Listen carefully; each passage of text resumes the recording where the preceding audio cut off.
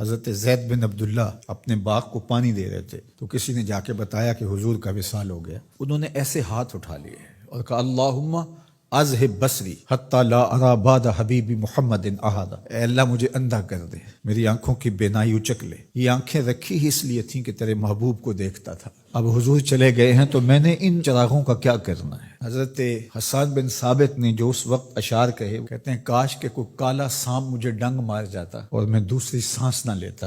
اور حضرت سیدہ فاطمہ کے جو قلب اطہر کی کیفیت تھی، سبت علیہ مصائب لو انہا سبت علی الایام سرنا لیالیا، میرے اوپر جو مصیبتیں ٹوٹ پڑی ہیں وہ اگر دنوں پہ ٹوٹ پڑتی تو وہ کالی راتیں بن جاتی. حضرت عمر رضی اللہ تعالی عنہ تلوار نکال کے کھڑے ہو گئے اور کہا کہ جس نے کہا نا حضور کا انتقال ہو گیا میں اس کی گردن اڑا دوں گا. تھوڑی دیر بعد حضور پرانی حالت کی طرف پلٹ آئیں گے. اب یہ کیفیت کتنی حساس تھی. ادھر منافقین نے چال چلنا شروع کر دی. انہوں نے کہا اب حضور کے دم سے ساری رونقیں تھیں، اب وہ چلے گئے تو اب کس نے نمازیں پڑھنی ہیں، اب کس نے روزے رکھنے ہیں، اب کون جہاد پہ جائے گا. جب وہ ہی نہیں رہے تو ساری کہانی ختم ہو گئی. تو انہوں نے اس طرح سے چال چلنا شروع کر دی. اور حضرت عمر کہتے تھے کوئی بولے تو صحیح. کتنا نازک وقت تھا. اس وقت میں حضرت ابو بکر آئے رضی اللہ تعالیٰ عنہ. ان کا کلیجہ تو پھٹ رہا ہوگا، لیکن یہی موقع تھا حضور کے مشن کو، حضور کی فکر کو، حضور کے دیے ہوئے نظام کو سنبھالنے کا. اور اپنے جذبات کو کس طرح کنٹرول کیا ہوگا. اپنے آپ کو پوری طرح سنبھال کر کے لوگوں میں آئے اور دیکھا کہ لوگ جمع ہیں اور حضرت عمر رضی اللہ تعالیٰ عنہ غصے میں تلوار لہرا رہے ہیں. خبردار اگر کسی نے کہا کہ حضور کا انتقال ہو گیا. تو آپ ایک اونچی جگہ پہ کھڑے ہوئے، لوگوں کو متوجہ کیا. حضرت صدیق اکبر رضی اللہ تعالیٰ عنہ کا اس وقت کا جو خطبہ ہے، اس نے اس وقت اسلام کو سنبھالا جب منافق بڑی باریک چال چل رہے تھے. اب حضرت ابو بکر آئے اور کھڑے ہوئے، کہا لوگو مجھے بتاؤ تم اللہ کی عبادت کرتے تھے یا رسول اللہ کی عبادت کرتے تھے. تو لوگوں نے کہا اللہ کی عبادت کرتے تھے. تو کہا اللہ آج بھی زندہ و موجود ہے، اللہ کل بھی زندہ و موجود تھا، وہ حی ہے لا یموت ہے. اللہ اکبر. پھر انہوں نے وہ آیت کریمہ پڑھی وما محمد الا رسول قد خلت من قبلہ الرسل. اور صحابہ فرماتے ہیں ہمیں لگا کہ جس طرح یہ نازل اسی وقت کے لیے ہوئی تھی.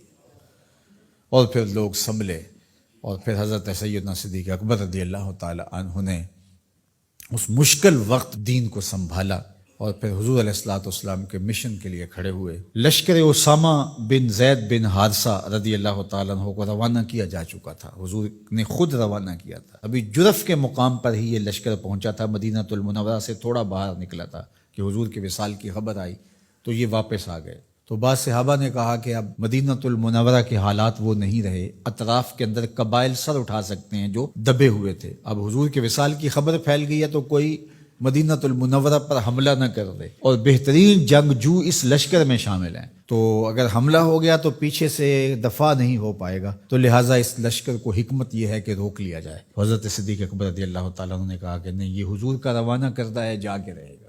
بلکہ آپ نے تاریخی جملہ کہا کہ اگر مجھے یقین ہو کہ جنگلوں سے جانور آ کے ہمارے جسم کی بوٹیاں بھی نوچ کے کھا جائیں گے، یہ لشکر پھر بھی روانہ ہوگا. لوگوں نے حضرت عمر سے کہا کہ ضرور لشکر کو روانہ کریں، لیکن حضرت ابو بکر رضی اللہ تعالی عنہ سے اتنا کہیں کہ امیر لشکر کو معزول کر کے کوئی اور قریشی سردار بزرگ اس کا امیر بنا دیا جائے. 9 عمر لڑکا ہے، دوسرا غلام زادہ ہے، تو بڑے بڑے قریشی سردار اور جنگجو ان کی قیادت کو قبول کرنے سے انکار نہ کر دیں. تو وہ گئے اور جا کے کہا کہ بڑے بزرگوں کی یہ رائے ہے کہ آپ ضرور لشکر کو روانہ کر دیجئے، لیکن اتنا کیجئے کہ امیر لشکر کو تبدیل کر دیجئے. حضرت صدیق اکبر کے چہرے پر جلال آ گیا اور آپ نے جو جملے کہے وہ اتنے سخت تھے. ثقلت امک یبن خطاب، اے خطاب کے بیٹے تیری ماں تجھ کو روئے. استعملہ رسول اللہ وقد تامرنی ان اعزلہ، ان کو امیر لشکر اللہ کے رسول نے مقرر کیا ہے اور میں کون ہوتا ان کو معزول کر دوں. کہا لشکر جائے گا، اسامہ بن زید کی قیادت میں جائے گا، جس نے جانا ہے جائے، جس نے نہیں جانا میں کوئی پرواہ نہیں ہے، چونکہ ان کو امیر لشکر اللہ کے رسول نے مقرر کیا. اللہ اکبر. پھر جب لشکر اسامہ کو روانہ کیا حضرت صدیق اکبر نے تو حضرت اسامہ کے گھوڑے کی باک اپنے ہاتھوں سے پکڑی اور اسامہ کو اوپر سوار کیا رضی اللہ تعالیٰ عنہ کو، اور نیچے ساتھ پیدل چلے، اللہ اکبر، اور ساتھ یہ کہتے جاتے تھے اسامہ تو وہ ہے جس کو میرے رسول نے مقرر کیا ہے۔ اور پھر یہ لشکر کامیاب اور بامراد ہو کے لوٹا۔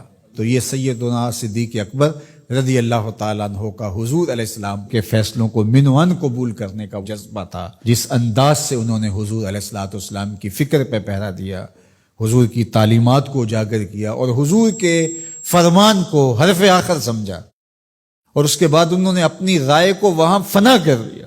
صلح حدیبیہ کا موقع آیا تو 1400 اصحاب تھے، قریش نے کہا ہم عمرہ نہیں کرنے دیں گے، تو وہاں سے ایک معاہدے کے ذریعے واپس آنا ہوا۔ تو حضرت عمر نے کہا ابو بکر ہم دب کے صلح کیوں کریں، صلح کی شرائط تو برابر کی ہونی چاہیے۔ تو حضرت ابو بکر صدیق کا صرف ایک لفظ دیکھیے، انہوں نے کہا عمر کیا یہ صلح نامہ حضور نے قبول کیا ہے؟ کہا کیا ہے۔ کہا ہوا رسول اللہ، کہا وہ اللہ کے رسول ہے۔ اللہ اکبر، کثرت صوم و صلات کی وجہ سے افضل نہیں ہے، بلکہ حضور کے لیے اطاعت و انقیاد، فرما برداری، اور حضور علیہ السلام کے لیے بس اپنے آپ کو قربان کر دینے کا وہ جذبہ، وہ آپ یہاں دیکھتے ہیں تو بدرجہ کمال آپ کو نظر آتا ہے۔ فرمایا کہ میں اللہ کے علاوہ اگر کسی کو خلیل بناتا تو وہ ابو بکر کو بناتا، لیکن میرا خلیل اللہ ہے۔ اللہ اکبر، امن الناس بر مولائے ما، کلیم اول سینائے ما، ہستیو کشت ملت راچو ابر، ثانی اسنینو غارو بدر و قبر۔